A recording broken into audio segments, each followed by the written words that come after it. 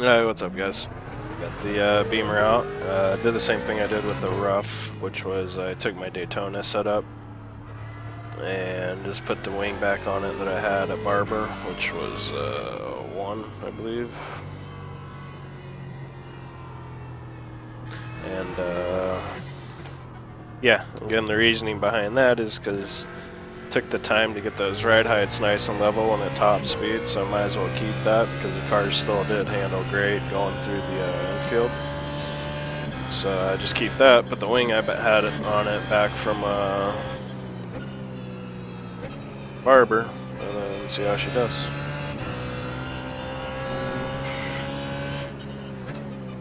I just got done doing that race prep video for the Rough, literally 10 minutes ago, and right off the bat the Beamer feels like it's got twice as wide of tires, just stuck.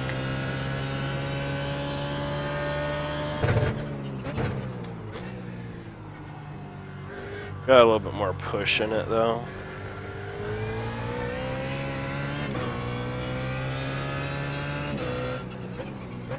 Car doesn't have as much body roll as the Rough does. Feels much more rigid, more like a skateboard, really tight trucks.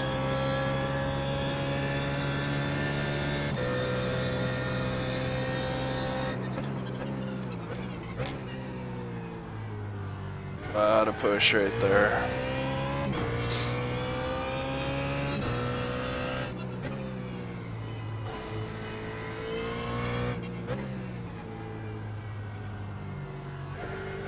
Push right there.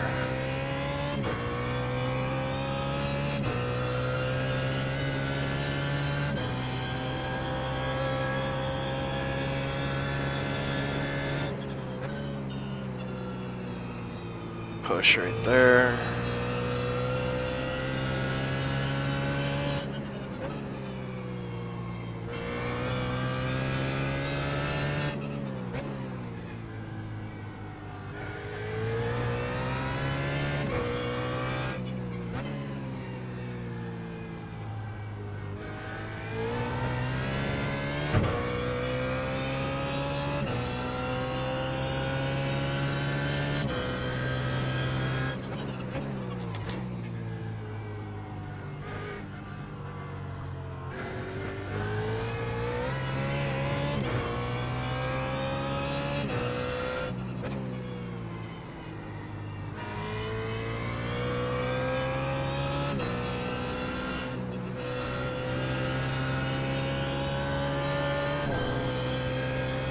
Might do an overall spring adjustment if I can make the spring softer.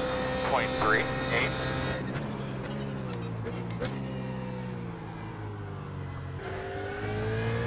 Yeah, I definitely like the nose to grip better going out of that corner.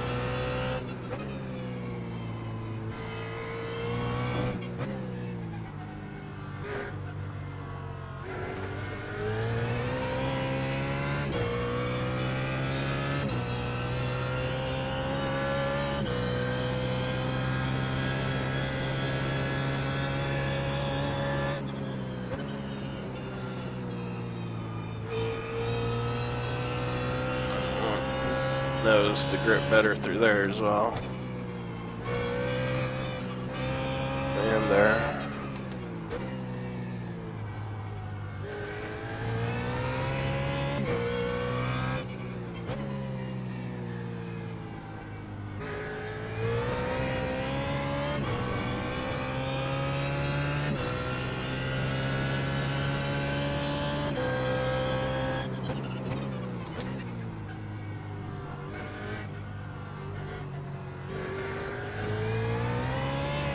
Got through there real nice.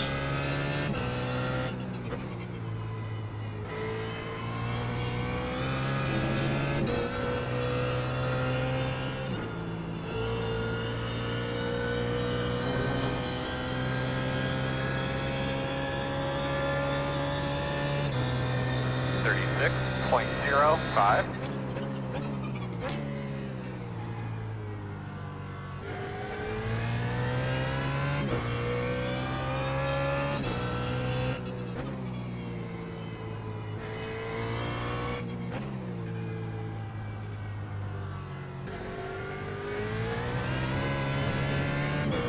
roast the tires coming off that corner.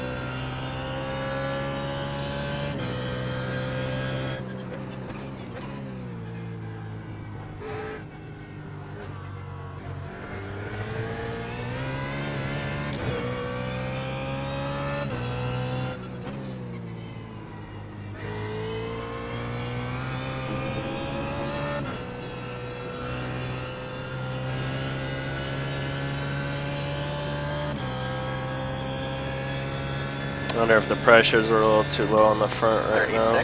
36.22. Or in the beginning of the stunt. Nah, it still pushes. I think I kind of just wasn't pushing as hard the last couple laps. Or last lap.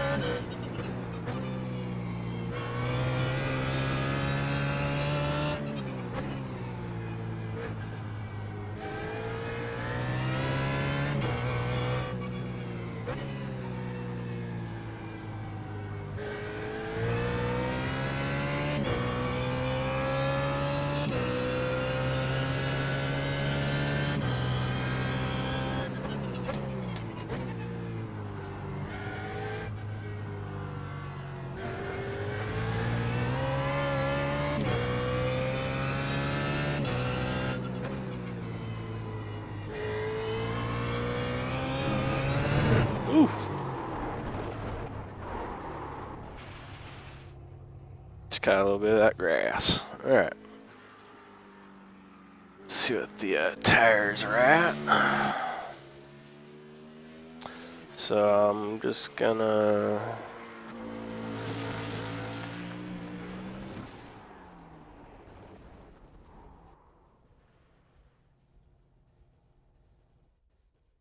I'd actually leave that alone right now.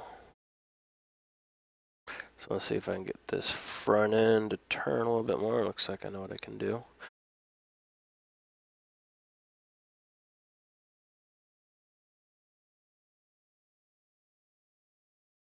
Take a pretty big swing at this low speed rebound dampening.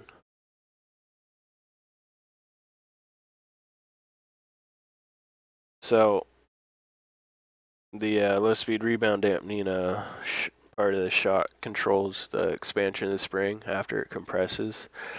So I'm taking dampening out, and so it's going to allow that spring to release from compression quicker. So it's going to what it basically does, or what it's best at, is when you're going like through S's and it's transferring weight from side to side. By freeing up the spring and allowing it to release its compression quicker, it'll say you're going into a left-hander and the right side compresses, right? So this spring will compress down, go in the left-hander, and then you got a right-hander right after it. Well, as the car's transferring from the left-hander to the right-hander, as it's shifting weight, if you have more dampening here, it's going to slow down how fast the right side of the car lifts, and it's going to slow down the weight transfer to left. So it'll make the car more stable, but it's also going to make it more sluggish. So by taking rebound out, it livens up this spring basically, and it allows that weight to transfer over quicker so you can get ready for the change of direction.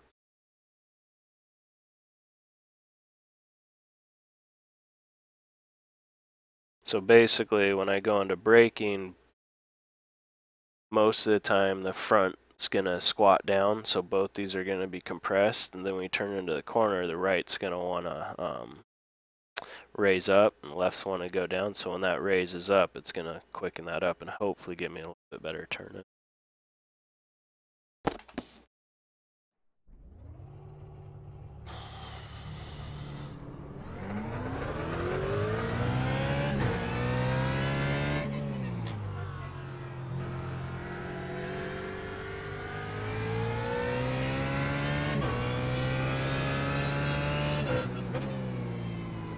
It's also going to transfer weight from front to rear quicker, so that's something you got to pay attention to.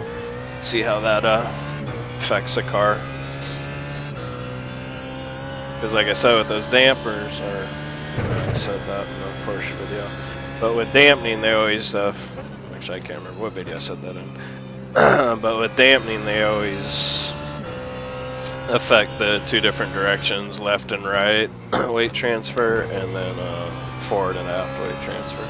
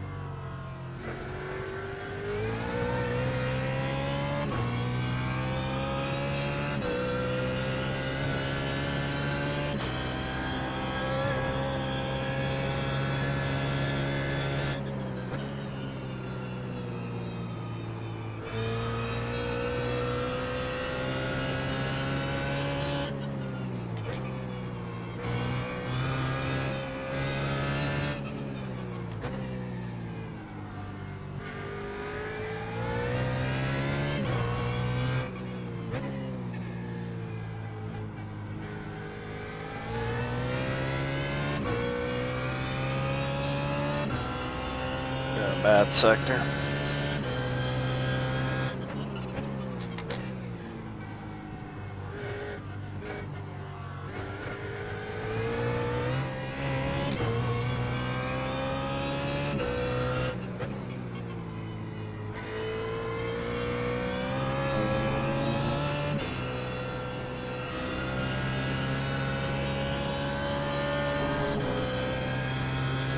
Front end does feel like it's turning better. Not enough, but it's turning better.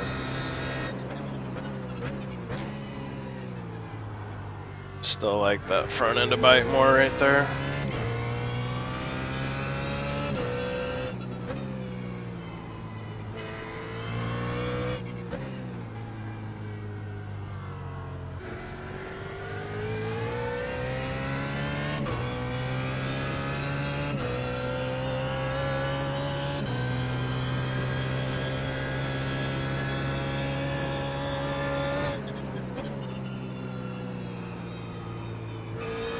Definitely tracking better through there.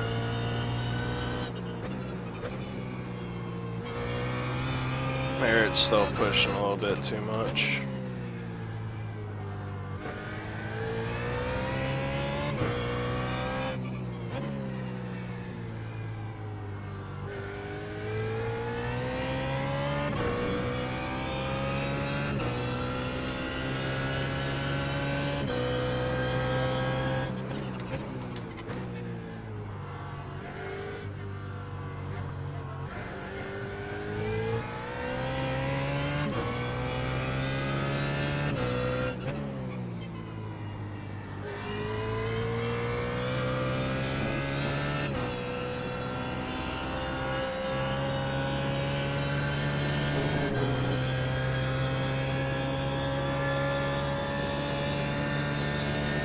36.7.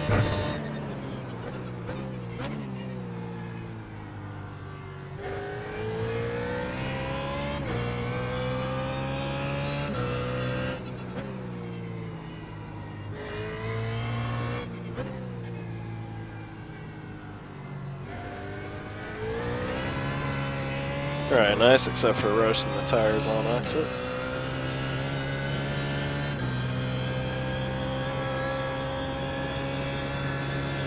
Ah, he just hauls so much ass through there, I love it. Such a fun section.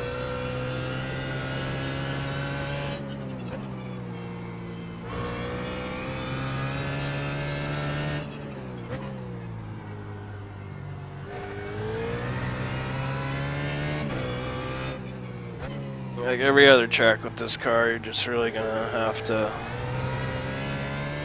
be careful and don't roast the tires like I am this lap. This isn't a good long-run strategy. Yeah, much more gradual roll onto gas like that right there.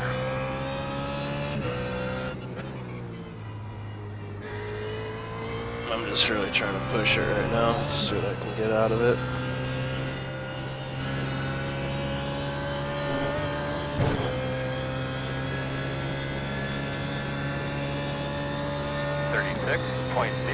.07.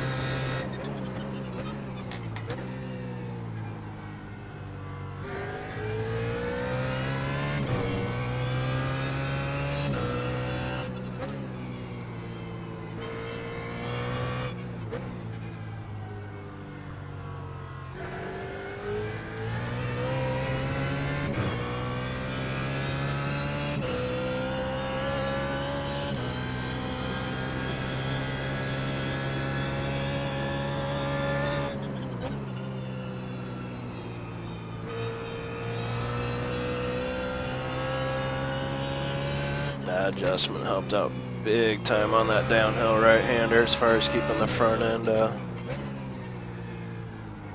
more online.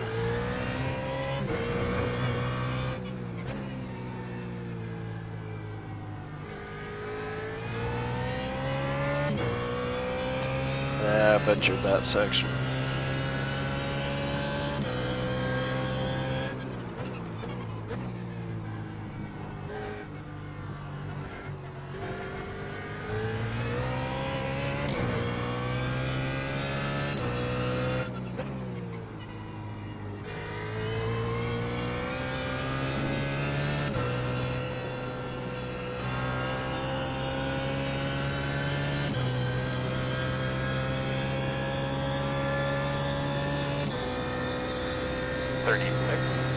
.04.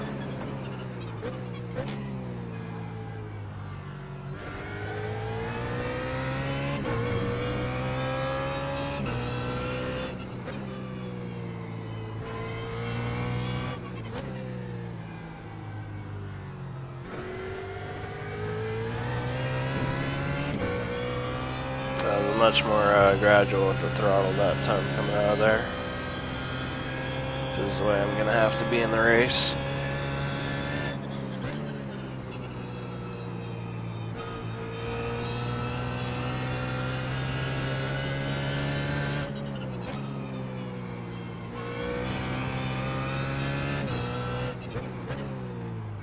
Yeah.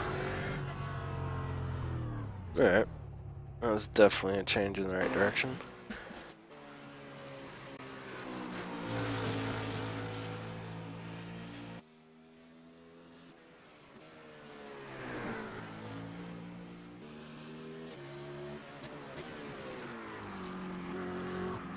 So, I want to do more of that. Do like 2 more clicks of that. I wanted to do something else. The trick is remembering what it was.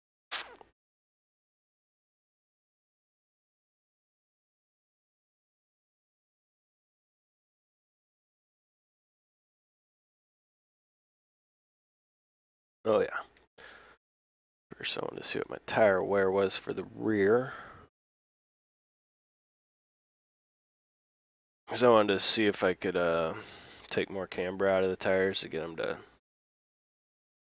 have better traction coming out of the corner. I don't think, oh, I can change diff preload.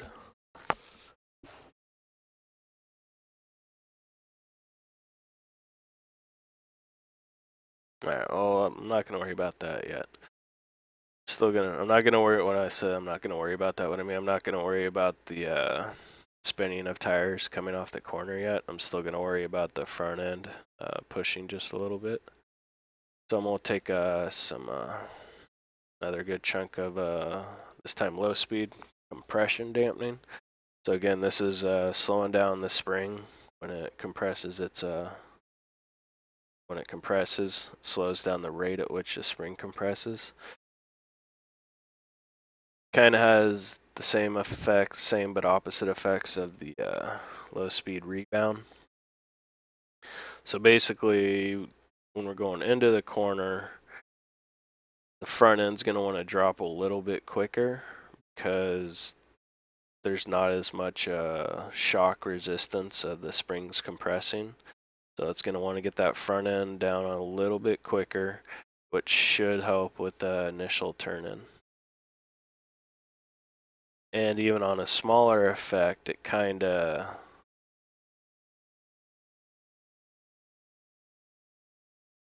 it'll help to keep the nose down longer as well, because there won't be, got to kind of think of this as a timing thing.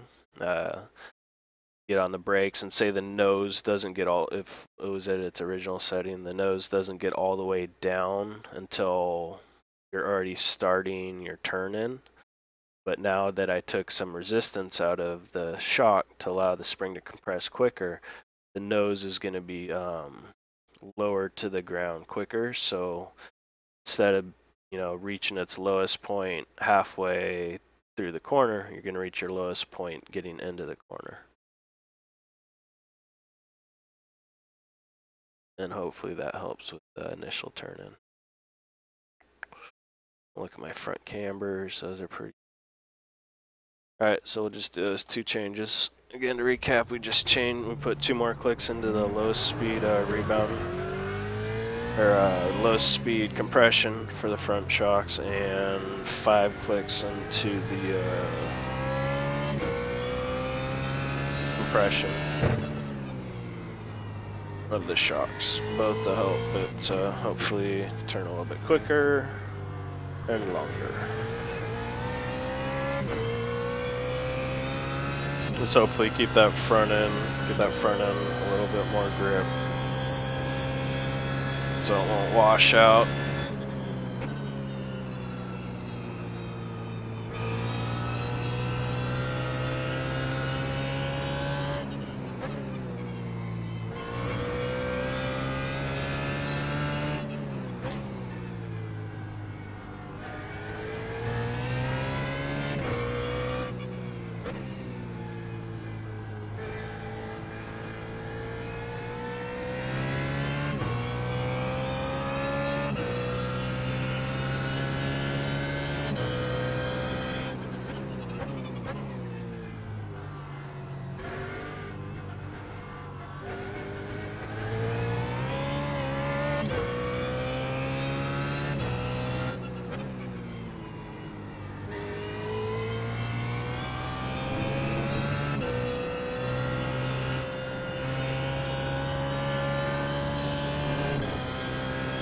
As long as I was able to hold the throttle down on that corner.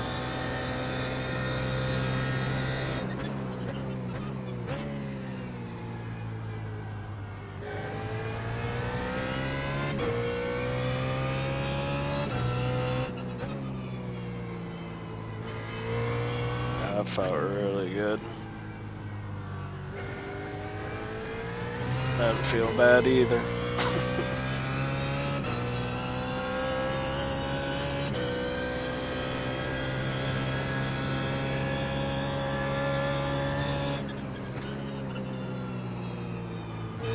I probably carried just a little bit too much speed in there.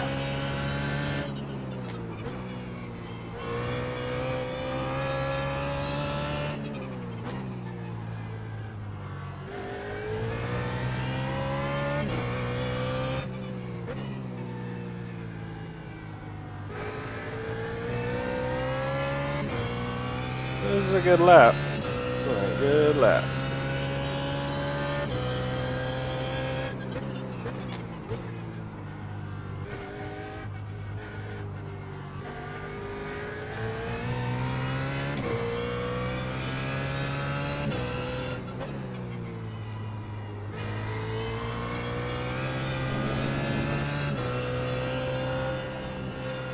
Wow. Thing really gets around that corner now. Whew. I know it was the first lap, but that was a good lap. 35.48. Front, oh yeah, front ends definitely went in the right direction.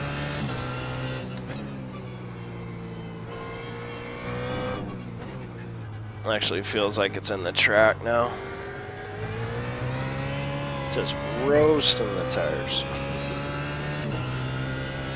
Roasting.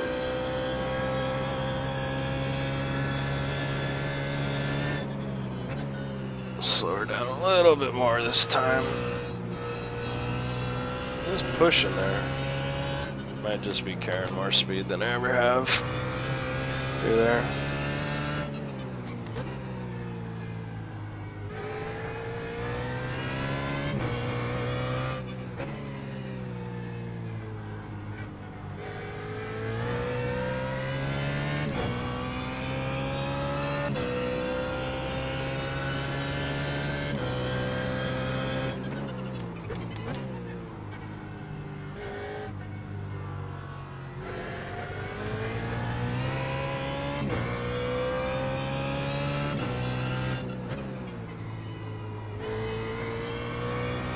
Yep, this is fun.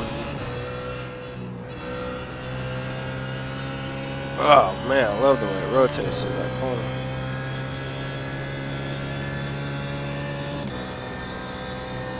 .51.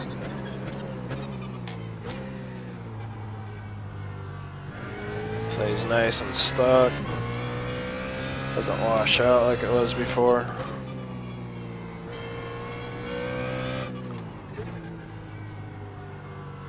Same with that corner. I don't think I could go through there better. I just wish those rear tires would hook up.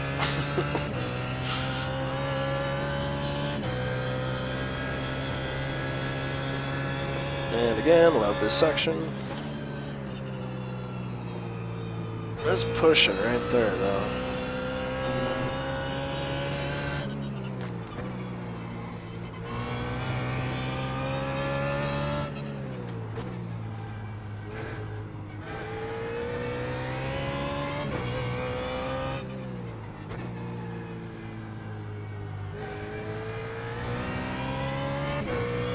Nice byproduct of having the car turn more now is you don't have to have as much wheel on it by the time you get to exit, so it causes that understeer that results in snap oversteer. And when the car rotates better, you you don't burn out your front tires, which only makes the problem worse as the race goes along. And two, car's not so bound up, so when it finally does want to come around, it just snaps oversteer on you. So if the car just does what you want it to in the first part of the corner, it usually does what you want it to in the second part of the corner. It doesn't do what you want it. If it doesn't do what you want it to do in the first part of the corner, it's probably not going to do what you want it to do in the second part of the corner. Okay, so definitely be saving that setup change.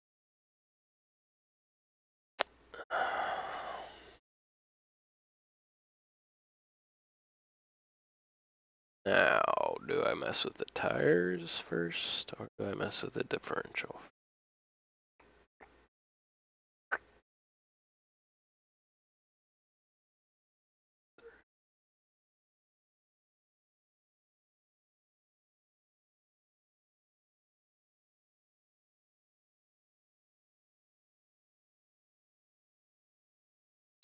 Mess with the tires first.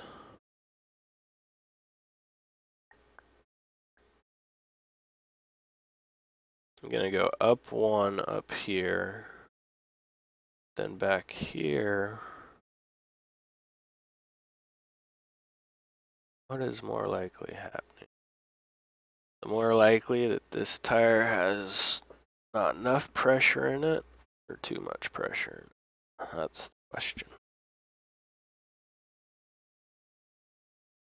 Because the reason it's a question is because the corner that I spin the tires the most on is a little 180-degree left-hander, like turn 4 or something like that.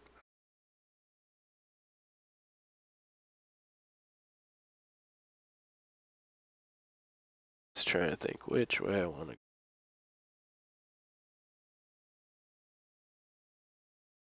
This is where it'd be cool if I was actually doing live streaming. I could put up a vote.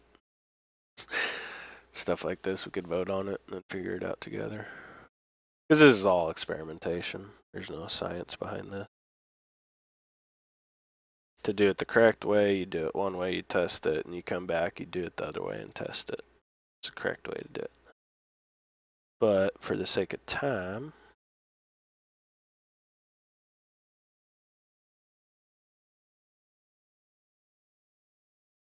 we'll put more pressure.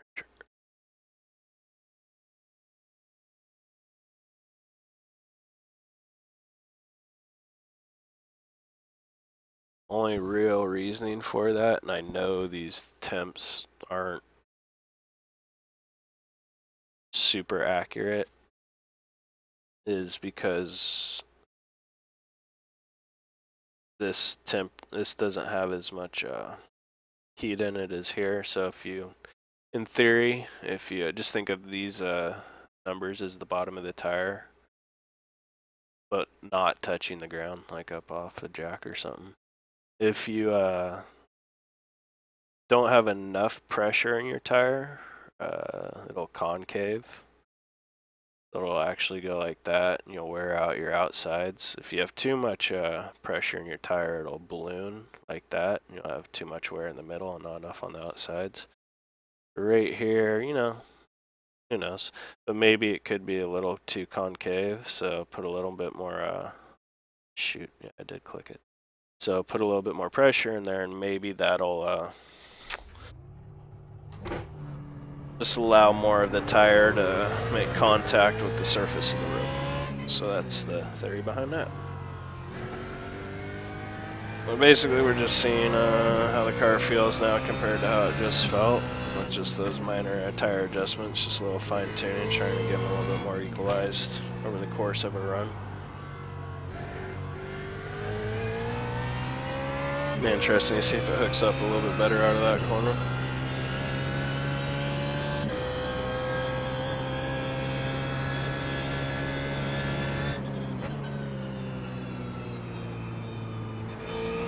I think I was just carrying a lot more speed through there than I was previously, so I was pushing.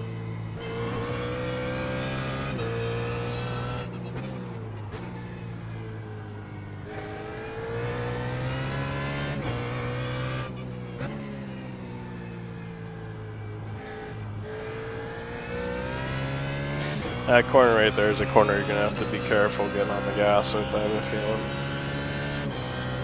Especially towards, you know, halfway through the race, towards the end, where your tires start getting real greasy.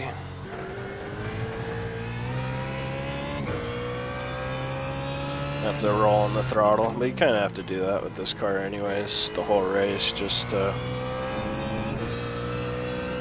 give yourself a car with halfway decent tires by the end.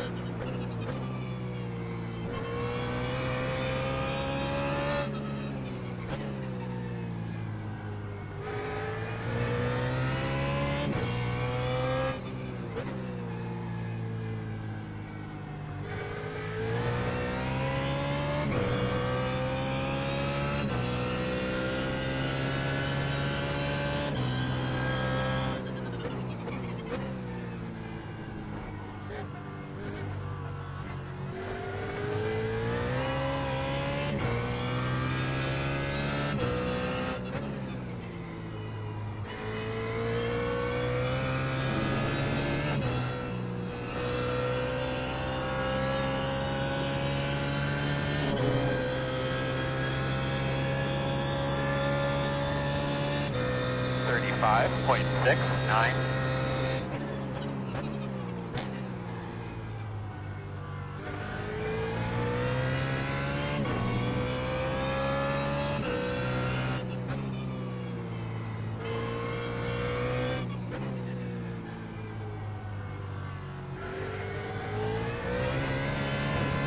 Yeah, still roasting them.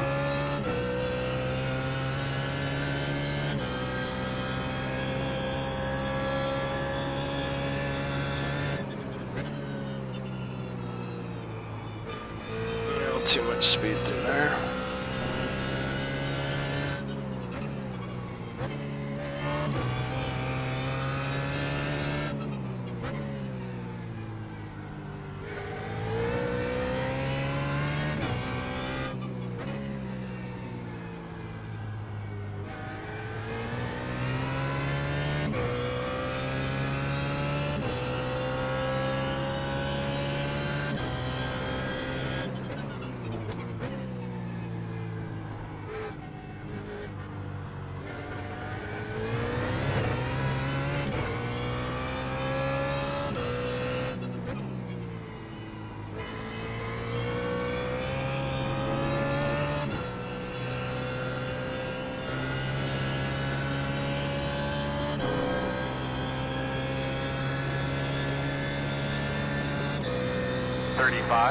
.51.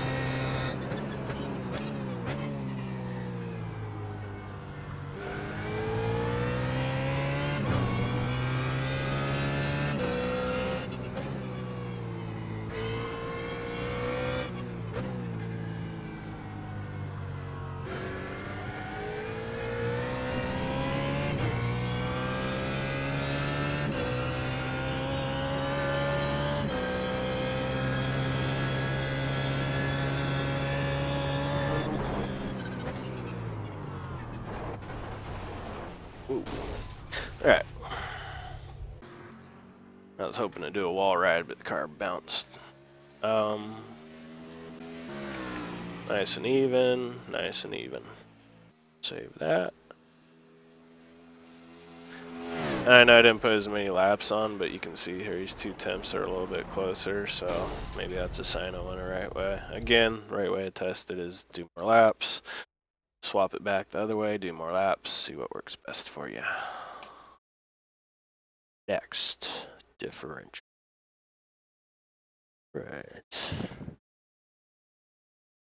So.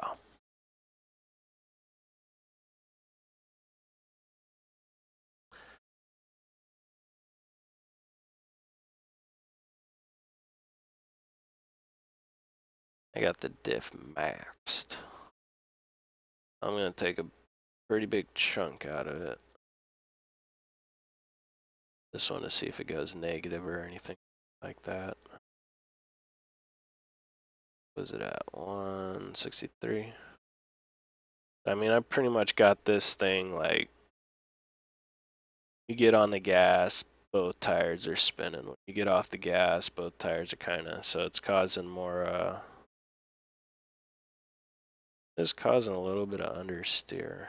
So we're gonna, on entry in middle of the corner, I'm actually gonna take a decent amount out of it, and again, some good videos on YouTube. Just type like Differential 101 that explains a differential.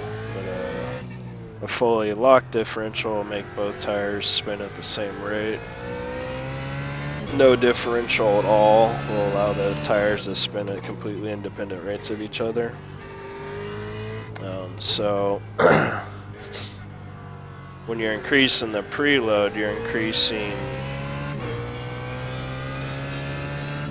basically at what point those tires or those wheels go from independent of each other to dependent of each other. If you're going into braking, or the other way around if you're going through acceleration.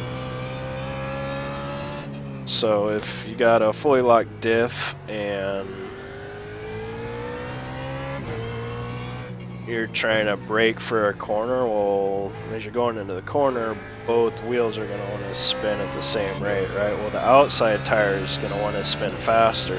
And if that forces the inside tire to spin faster, it's going to cause your car to understeer, because kind of think of it like you're still on the gas, or like when you go into a corner and you're in one gear too high and it kind of makes a car push. That's basically the same kind of effect you'll get from when you got too much diff under D-cell. When you got too much, when the diff for acceleration happens, if you don't have any diff at all, basically the tire with the less weight on it's just going to spin. Like if you had one tire on ice and one tire on asphalt and you had no lock in the diff, that, you know, there wasn't a diff there at all, the tire on the ice is the one that's going to spin because there's less friction. That's just kind of like water flows through the path of least resistance. That's kind of how the rear axles behave if there's no diff.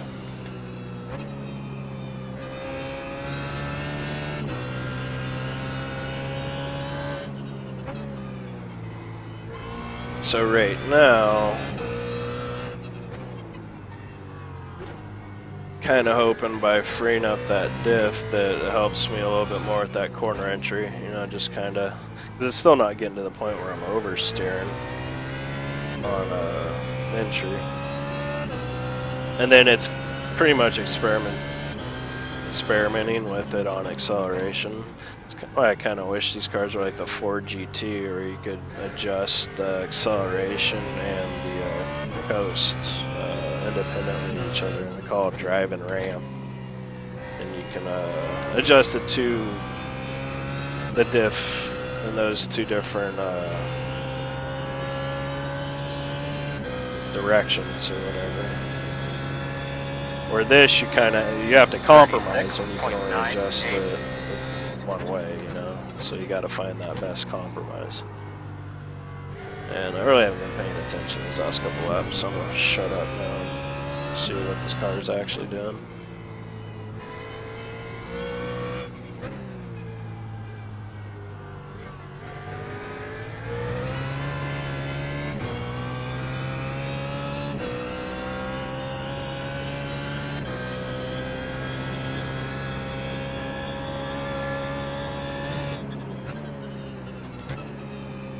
And full disclosure, I've been thinking about diff the wrong way for D-cell for the longest time. Basically, without getting into it, I thought the opposite. I thought the more rear diff you had, the more it would cause the rear end to want to kind of, and I even said it in some videos before, so any differential stuff where I'm talking about a D-cell, it's probably wrong. I just thought about the other way around. I thought it caused, if you put more preload into the diff or the coast, that it would cause more oversteer in the car, but it actually causes more understeer. Right, for real, I'm going to try and pay attention this lap.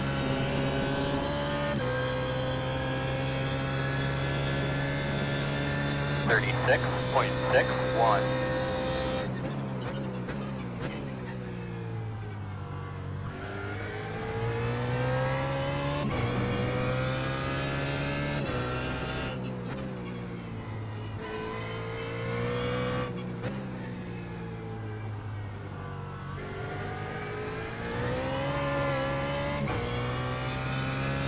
Tires are spinning, but it's a different kind of wheel spin. Doesn't feel quite as like I'm chewing up so much of the tires.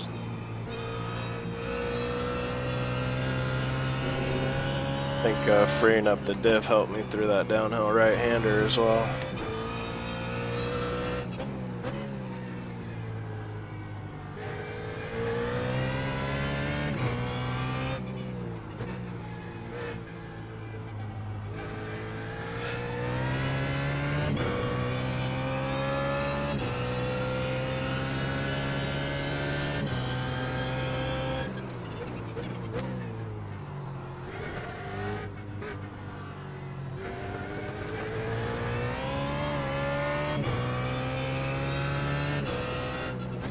It's hard to explain, but it's a different kind of wheel spin. The only real quality I can give it is it doesn't feel like it's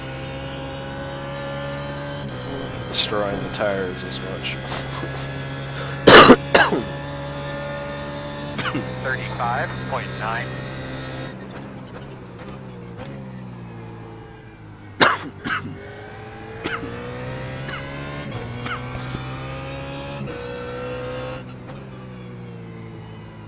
Sorry about that.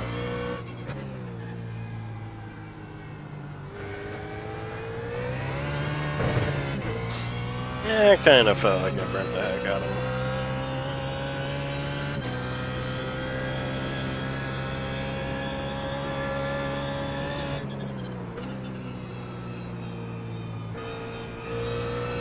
Yeah, I'm really getting through that corner better now.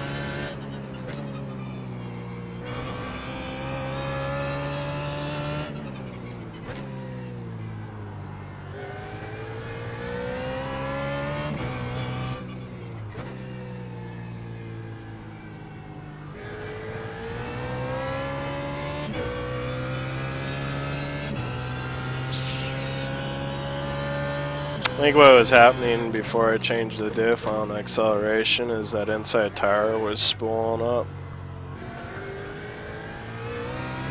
sooner.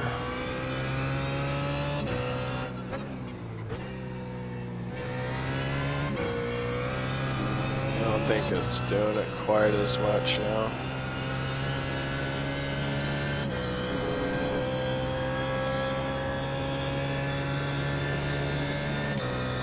.03. Again, that's kind of just a guess.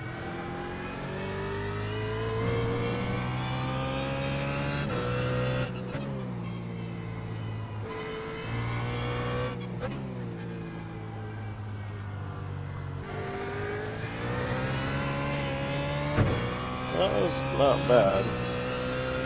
They're spinning, but at the same time they're fighting for traction. But before, when I get on it like that, they weren't really fighting for traction.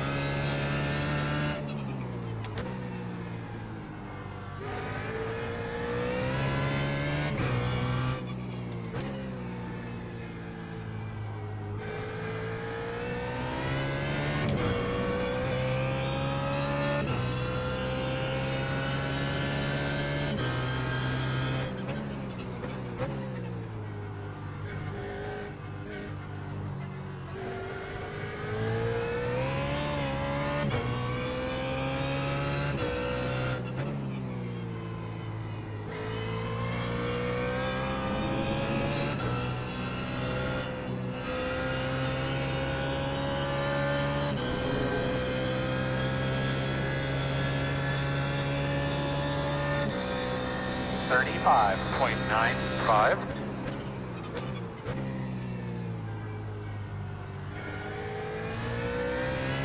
Ah, nice.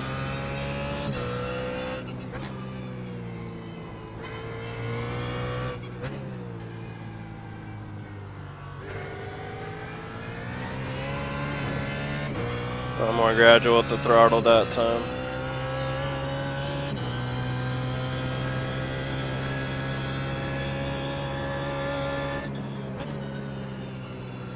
I'm pretty much gonna call it, but definitely offline or off video. I'll experiment more with that diff, see if I can find a sweet spot. Just we're getting to that hour mark, so I don't really like making these videos much longer than that. At least in this one I did some. Made some genuine changes that needed to be made. There's times like that I wish I had an e-brake. There, I guess. We will save that.